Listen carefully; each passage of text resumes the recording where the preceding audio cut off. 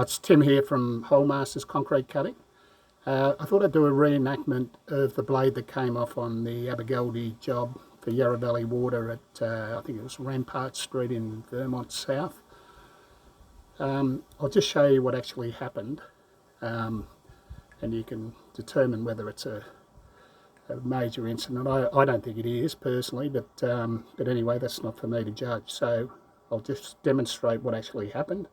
You can see the blade sitting in front of the saw there. So I'm going to move up and I'm going to install it, but the problem I have is that I hadn't raised the saw high enough.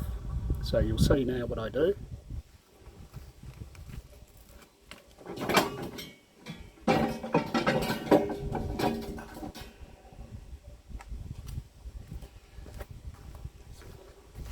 So it's only sitting in there. It hasn't been attached to the blade shaft, which is in neutral, so that blade shaft isn't spinning, because when I transport the machine, prior to unloading and putting the blade on, the machine is always in neutral.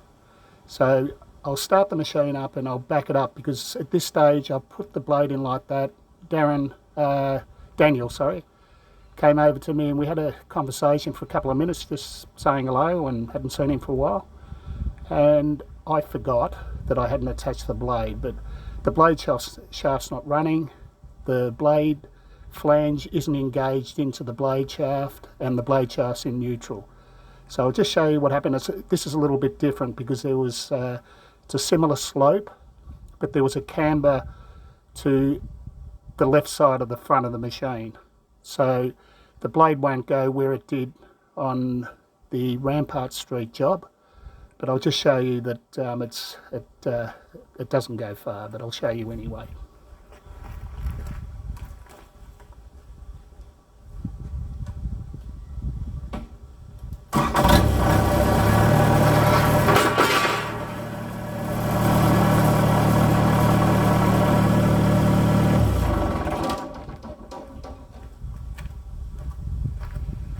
So the blade just drops out onto my ramps on this occasion, but because the camber was going towards the gutter, the blade actually rolled down along the side of the ramp, and because of the camber to the left of the road, the blade ended up approximately here. I think it was, from memory, it was about half underneath the back of the truck, and you know, it would have rolled down. I didn't see it roll because I was behind the machine thinking that I'd attached the blade. So yeah, the rolling was from the side of the ramp inside to the back half under the truck. So that's pretty much it.